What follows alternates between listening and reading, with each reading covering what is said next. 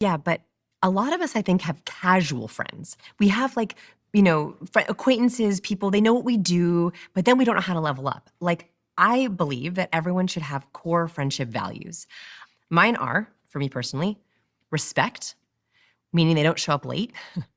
They respect my time. Self-honesty. I actually like honesty, but I prefer self-honesty in a friend. I had friendships that didn't work for a long time because they lied to themselves about things, and I'm not a liar, so I would be like, but he's terrible to you. And they'd be like, what? No, he's not. Self-deception doesn't work for me. That's a core friendship value, cannot do it.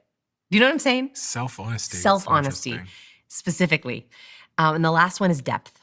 So once I started going deep, I realized I need that. I cannot have a surface level friend. Like, I wanna know, how is your marriage? But how is it really? Like, I wanna go really, really deep. And if I sense that there's any kind of hesitation there, we're not gonna be friends. So I think it's important to think about, yes, hobbies, great. Like, you wanna do activities with these people, but what are your core friendship values? And how do I figure out what my core friendship values are? Okay. Think about all the things that drive you crazy about your current friends. Okay? Yeah. Okay? Yeah. Think about friendships that didn't work out, that had a lot of potential, but like they fizzled. You never quite had a good time with them.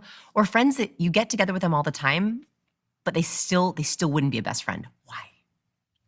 Okay. Yeah. Like, what is blocking? What is missing there? And it could be on either side, right? It's like not all just up to them. So think about what drives you crazy. And then, like, what makes you feel healed? What makes you feel good? What makes you feel calm? What makes you feel like yourself?